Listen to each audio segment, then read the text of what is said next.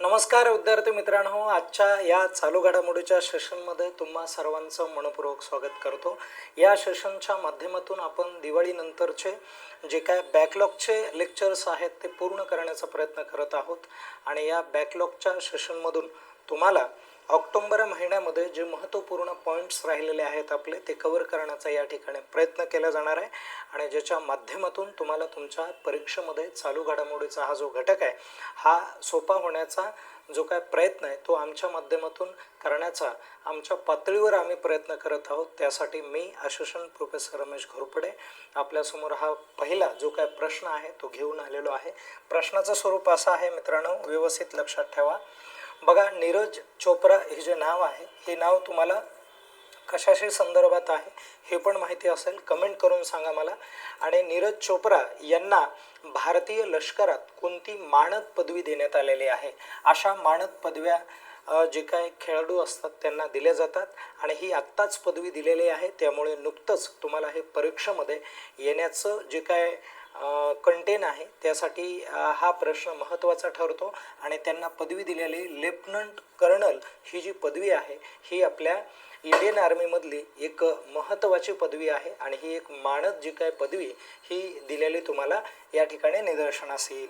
त्यानंतर पुढचा आपण महत्त्वाचा प्रश्न कव्हर करू। 2025 ते 2027 या कालावधीसाठी जागतिक बौद्धिक संपदा नावाची जी काही संघटना आहे या संघटनेचे जे काय सल्लागार आहेत, ओके, सल्लागार मंडळाच्या न्यायाधीशांच्या अध्यक्षपदी खालीलपैकी कोणाची नियुक्ती करण्यात आलेली आहे ते तुम्हाला सांगायचं आहे आणि ज्याचं नाव आहे लक्षात घ्या, महिला आहेत त्या, म्हणून लक्षात राहू द्या। बघा, न्यायमूर्ती प्रतिभा एम सिंग असं त्यांचं नाव आहे, हे लक्षात राहू द्या। आपण थोडंसं पुढे जाऊयात मित्रांनो। महिला म्हटलं की तुम्हाला लक्षात आलं पाहिजे हे असे ऑप्शन तुम्हाला नेहमी इथे इलिमिनेट करता येतील आणि इलिमिनेट या मेथडने तुम्हाला हे क्वेश्चन सॉल्व करता येतात, म्हणून कृपया हेही तुम्हाला लक्षात राहिलं पाहिजे। आपण लगेच पुढे जाऊयात। नंतरचा प्रश्न काय होईल बघा, आसियान नावाची एक संघटना आहे किंवा ज्याला तुम्ही इंग्लिशमध्ये एशियन म्हणता आणि ही जी एशियन संघटना आहे, भारत सागरी सहकार्य वर्ष हे जे आहे हे वर्ष त्यांनी घोषित केलेलं आहे आणि हे कोणतं वर्ष असणार आहे ते तुम्हाला सांगायचं आहे। तर विद्यार्थी मित्रांनो, ते जे वर्ष आहे ते 2026 असणार आहे, म्हणून तेही महत्त्वाचं ठरेल। या ठिकाणी मला कमेंट करून सांगा की एशियन या संघटनेची स्थापना कोणत्या वर्षी झाली होती म्हणून। नंतरचा प्रश्न बघा मित्रांनो, जगात किंवा जगातील सर्वात वेगवान ट्रेन ही जी आहे, वेगवान ट्रेन खालीलपैकी कोणत्या देशामध्ये सुरू करण्यात आलेली किंवा धावणार आहे? तर त्याचं करेक्ट उत्तर असणार आहे चायना, चीनमध्ये धावणार आहे। आणि जगामधलं सर्वात मोठं जे काय स्टेशन आहे, रेल्वे स्टेशन, ते कुठे आहे, कोणत्या देशामध्ये स्थापन करण्यात आलेलं आहे? तर अमेरिकेमध्ये एक शहर आहे न्यूयॉर्क या ठिकाणी आणि त्या ठिकाणी ते स्टेशन निर्माण करण्यात आलेलं आहे। स्टेशन म्हटलं तर अमेरिका आणि वेगवान ट्रेन म्हटलं तर चायना। पुढे, भारतातील पहिले अत्यंत गरिबीमुक्त जे राज्य आहे हे राज्य कोणतं ठरलेलं आहे? म्हणजे गरिबीमुक्त, दारिद्र्यमुक्त राज्य ठरलेलं आहे आणि ज्या राज्याचं नाव आहे बघा मित्रांनो, केरळ।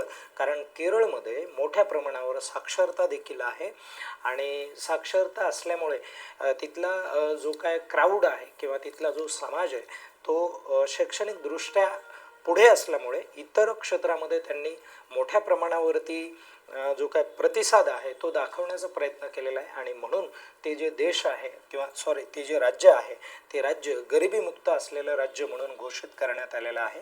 नंतरचा प्रश्न काय होईल बघा मित्रांनो, कोणत्या राज्याने 2025 हे जे वर्ष आहे हे वर्ष शहरी विकास वर्ष म्हणून घोषित केलेला आहे? म्हणून तोही प्रश्न महत्त्वाचा आहे। ते गुजरात हे उत्तर या ठिकाणी ठरणार आहे। आणि नंतर पुढचं बघा, रवींद्रनाथ टागोर हे जे आहेत यांचा पुतळा किंवा यांच्या पुतळ्याचं नुकतंच या ठिकाणी म्हणजे उभा करण्यात आलेला आहे. तो देश कोणता आहे? तो त्या देशाचं नाव आहे चायना. चायनामध्ये उभा करण्यात आलेला आहे. खूप मोठं व्यक्तिमत्व होतं. विद्यार्थी मित्रांनो, मला तुम्ही कमेंट करून सांगा की त्यांना नाईटहूड ही पदवी देण्यात आलेली होती बघा. ती कोणत्या वर्षी देण्यात आलेली होती ते मला सांगा. नाईटहूडचा अर्थ होतो बघा सर ही पदवी देण्यात आलेली होती. तर ही सर पदवी त्यांना कधी देण्यात आली होती आणि त्यांनी 1919ला ती वापस केली होती. तर का वापस केली होती तेही मला कमेंट करून सांगा तुम्ही.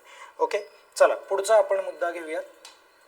खान तयारी निर्देशांक आहे. हा निर्देशांक नुकताच प्रसिद्ध झालेला आहे आणि सुरू करणारा जगात पहिला देश कोणता ठरलेला आहे? तर त्याचं करेक्ट उत्तर भारत असणार आहे मित्रांनो. नंतरचा आपण मुद्दा बघूयात. जपानच्या पहिल्या महिला पंतप्रधान कोण ठरलेल्या आहेत? हा एक महत्त्वाचा प्रश्न या ठिकाणी होतो. सनोए ताकाइची असं नाव आहे. ते ई आहे, ते ताकाइची असं नाव आहे आणि त्या पहिल्या महिला पंतप्रधान आहेत. महिला असल्यामुळे तो प्रश्न महत्त्वाचा ठरतो. आता येणाऱ्या परीक्षेला तो प्रश्न विचारला जाऊ शकणार आहे.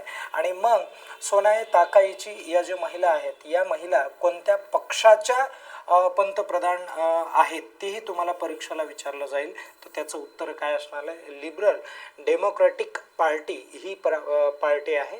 आणि लिबरल म्हणजे काय? तर ज्याला स्वातंत्र्य असं म्हटलं जातं.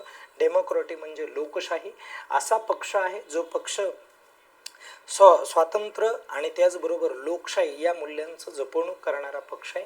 या पक्षाच्या त्या पंतप्रधान ठरलेल्या आहेत. अशा प्रकारचे जे काय प्रश्न आहेत, हे प्रश्न पाहण्यासाठी आणि या प्रश्नांचा अभ्यास करण्यासाठी आपल्या चॅनलला सबस्क्राईब करा, लाईक करा आणि हे लेक्चर जे आहेत ते जास्तीत जास्त लोकांपर्यंत पोहोचविण्याचा प्रयत्न करा. या ठिकाणी आपण थांबूया. स्वतःची काळजी घ्या आणि अभ्यास करत राहा. धन्यवाद.